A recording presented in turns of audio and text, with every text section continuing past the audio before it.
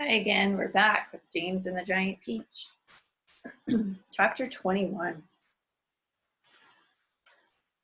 Remember they were going to string some string up to the seagulls, see if they could lift the peach. Why, it's absolutely brilliant, cried the old green grasshopper when James had explained his plan. The boy's a genius, the centipede announced. Now I can keep my boots on after all. Oh, I shall be pecked to death, wailed the poor earthworm. Of course you won't. I will. I know I will. And I won't even be able to see them coming at me because I have no eyes. James went over and put an arm gently around the earthworm's shoulders.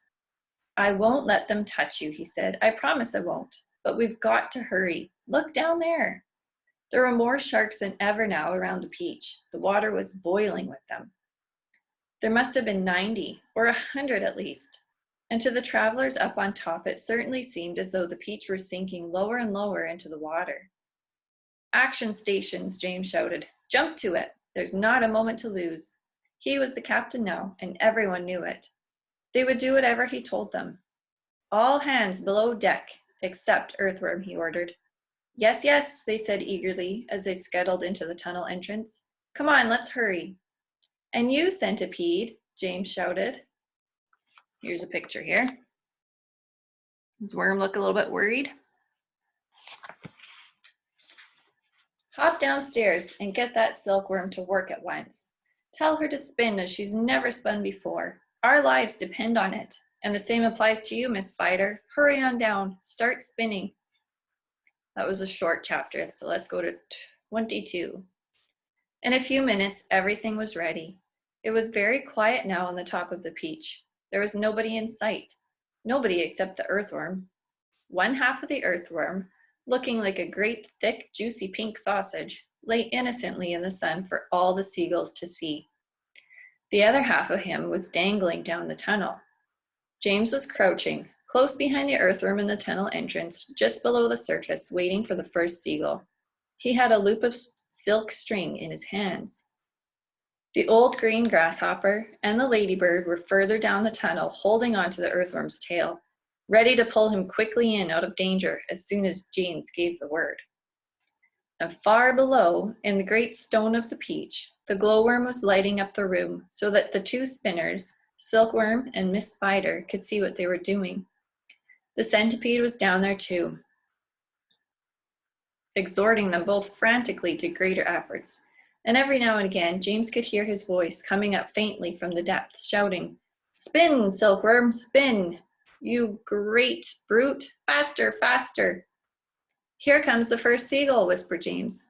Keep still now, Earthworm. Keep still. The rest of you get ready to pull.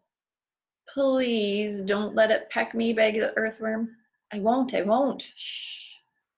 Out of the corner of one eye, James watched the seagull as it came swooping down towards the earthworm. And then suddenly it was so close that he could see its small black eyes and its curved beak. And the beak was open, ready to grab a nice piece of flesh out of Earthworm's back. Pull, shouted James. The old green grasshopper and the ladybird gave the earthworm's tail an enormous tug.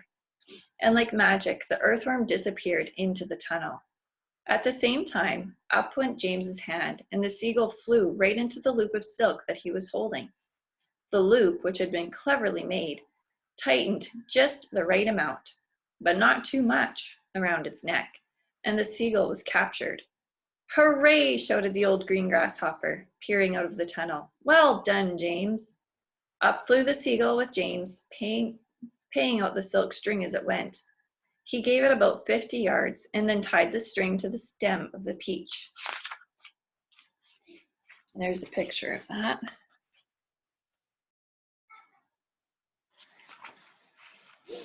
Next one, he shouted, jumping back into the tunnel. Up you get, Earthworm. Bring up some more silk, Centipede. Oh, I don't like this at all, wailed the Earthworm. It only just missed me. I even felt the wind on my back as it went swishing past. Shh, whispered James. Keep still. Here comes another one.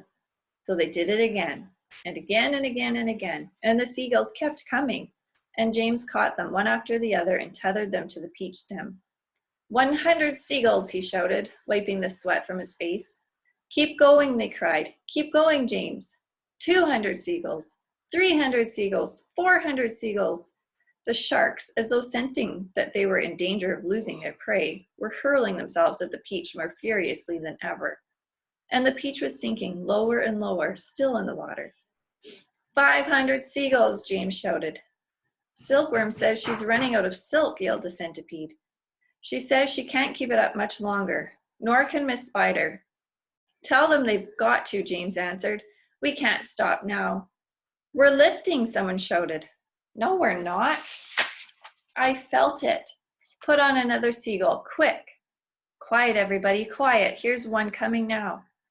This was the 501st seagull, and the moment that James caught it and tethered it to the stem with all the others, the whole enormous peach suddenly started rising up, slowly out of the water.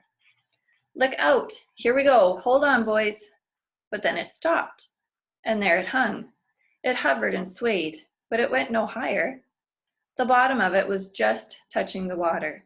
It was like a delicately balanced scale that needed only the tiniest push to tip it one way or the other. One more will do it, shouted the old green grasshopper, looking out of the tunnel. We're almost there. And now came the big moment. Quickly, the 502nd seagull was caught and harnessed to the peach stem. And suddenly, but slowly, majestically, like some fabulous golden balloon, with all the seagulls straining at the strings above, the giant peach rose up, dripping out of the water, and began climbing towards the heavens. And we will go to chapter 23 tomorrow. Bye-bye for now.